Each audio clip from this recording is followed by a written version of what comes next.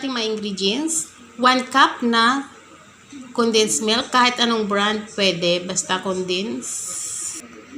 1 cup na all-purpose flour. At margarine or butter. Kahit anong brand pwede. So, ang gagamitin ko ngayon is butter cup. 3 tablespoon na cornstarch.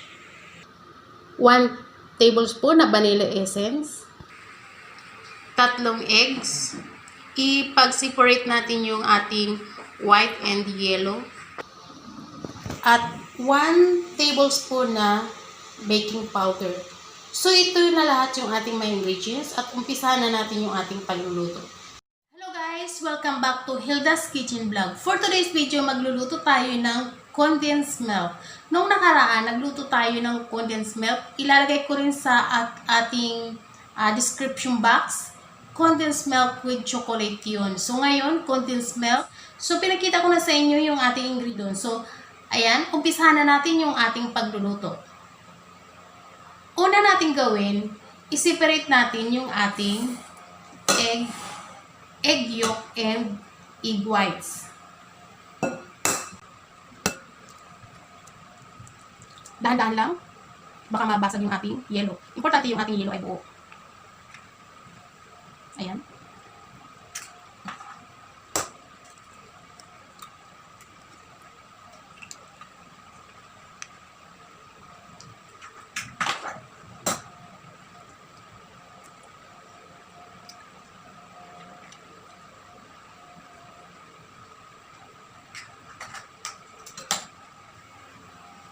Itatabi muna natin yung ating egg whites. Ihahalo muna natin yung ating egg yellow. I-mix muna natin siya. At ilalagay na natin yung ating condensed milk. So, kung napapansin nyo guys, meron na akong bagong spatula. Nabili ko lang to sa Japan Home ng 66 pesos. So, ayan. Sure lang. At i-mix na natin siya. Mag-a-add na tayo ng vanilla essence. Atin guys is 1 teaspoon na vanilla essence.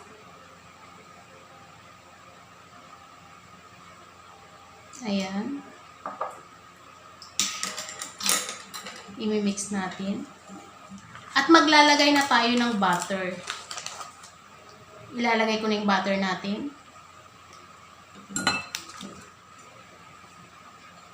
At ilalagay ko na rin yung ating cornstarch. Itong cornstarch natin ay 3 tablespoon.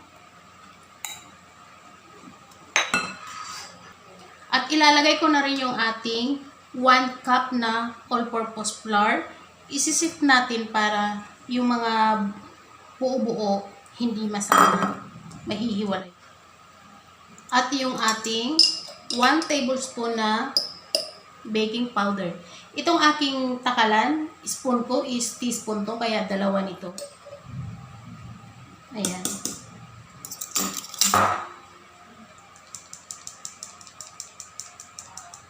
So, at hahalo-haloin lang natin siya. Ating i-dissolve yung ating all-purpose flour sa ating liquid.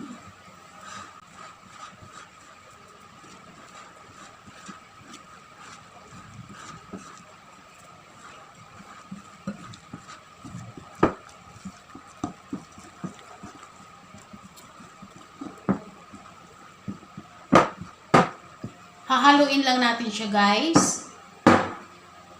Hintayin natin kasi yung ating butter is matigas. Nagbubuo-buo. So yan na guys. Ito na yung ating all-purpose flour mixture. Atin na siyang nahalo. Okay na siya. At ang ating next ay hahaluin naman natin yung ating egg whites. So, ayan. Isi-set aside muna natin siya.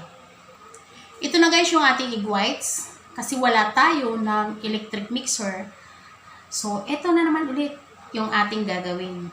So, tiyaga-tiyaga lang at makakagawa tayo ng isang masarap na cake. So, ayan. Halos parehas lang siya ng procedure, parehas lang halos siya ng ingredients doon sa ating condensed milk with chocolate. Yun nga lang ang pagkakaiba is wala tayong chocolate ngayon. At ayan, atin ang i-mix siya. Tsaga-tsaga lang natin. Medyo ingay-ingay lang kaya yung ginamit ko is stainless.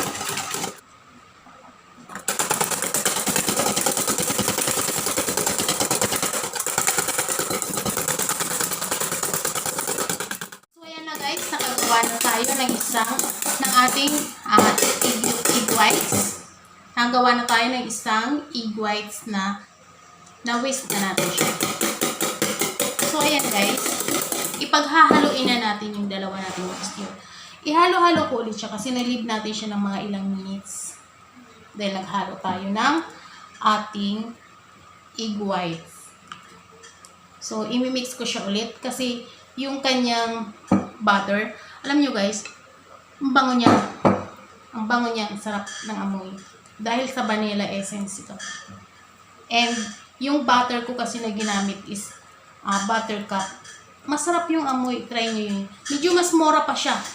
Mura pa siya kaysa sa the usual na ginagamit namin na Anchor butter. Na-try ko lang to ngayon. Ay, ito mga recently mga luto ko. Kasi yun yung nabili namin dahil wala kaming nabili dun sa grocery ng Anchor. So, okay naman siya. Masarap. Mas malinamnam siya kaysa sa Anchor. Ayun. At medyo mura pa pang-masa. So, yan guys.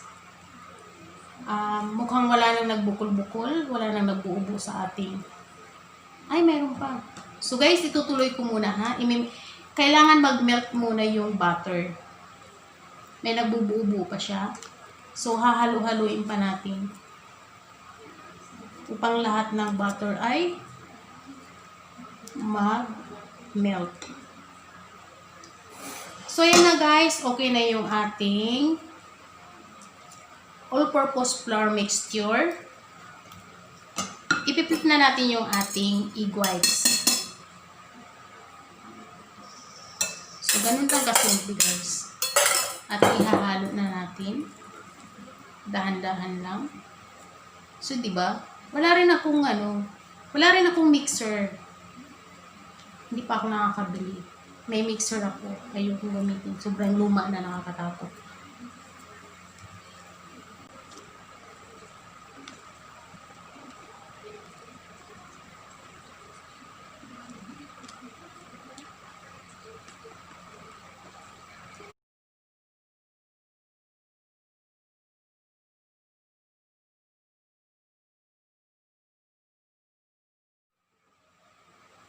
So, ayan na guys.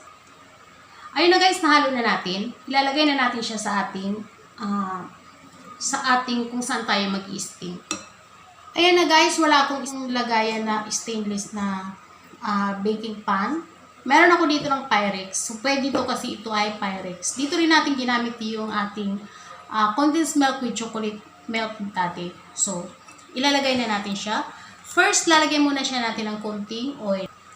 Papatakan ko lang siya ng konting oil para hindi lang dumikit yung ating bread. Yung ating cake sa pan. At atin lang haluin.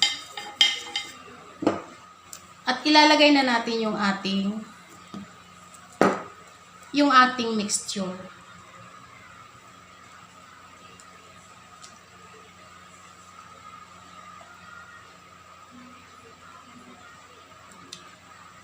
So guys, kung napapansin niyo, hindi ako naglagay ng salt. Dahil medyo may maalat na yung ating butter. Kaya in-skip ko na siya. Kung ang butter natin is unsalted, so maglalagay tayo ng salt. Atin na siyang ilagay sa isang lanera, sa isang pan. At i-steam na natin siya guys ng let's see 30 to 45 minutes. Yung nakaraan ng ginawa ko is 45 minutes yun, okay na siya. So ngayon, check ulit natin syempre kasi minsan sa lakas ng ating heat ng ating steamer. So, ayun na guys, nagpakulo na ako ng ating steamer. Ilalagay na natin yung ating cake. Ayan. Bibilangin natin siya ng 45 minutes. 30 muna. Close natin. After 45 minutes, atin na siyang i-check kung okay na siya. So, ayan. Kung nakikita nyo naman, mukhang perfect na siya. At atin na siyang i-check kung moist pa ba or wet.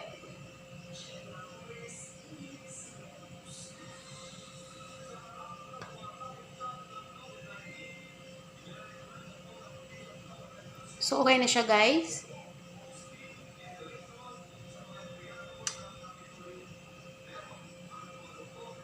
So, ayan. Luto na yung ating condensed milk cake. No bake, no electric mixer, condensed milk cake. So, luto na guys at palalamigin na lang natin siya. So, ayan na guys, luto na yung ating condensed milk cake. So, atin na siyang ilalagay sa ating plate. Baliktarin natin. So, ayan. So, hindi siya dumikit kasi nilagyan ko muna ng oil yung ating pan. At atin na siyang, ang sarap guys, ang sarap. Atin na siyang babaliktarin, medyo mainit-init pa. So, ayan, kung nakikita nyo. At slice natin. Tingnan natin yung kanyang result. Perfect. Guys, yung ating cake, condensed milk cake. Ayan. Tingnan ninyo, fluffy siya. At titikman natin. Ang sarap. So, madaling gawin, guys. Madaling sundan. Sundin nyo lang yung step by step na ginawa ko. Ilalagay ko lahat ng mga ingredients sa description box. Yung kumpleto. At gawin nyo na lang sa inyong bahay. Pwede nyo rin siyang lagyan. Next time na lang gagawan ko siya ulit ng toppings, yung yema cake. So, ayan guys, bago tayo magtapos, hindi pa nakakapag-subscribe, please subscribe at pakiclick na rin yung notification bell button ng all para every time na nag-upload ako ay mano-notify kayo. Maraming salamat guys sa inyong panonood and see you again on my next video. Bye-bye!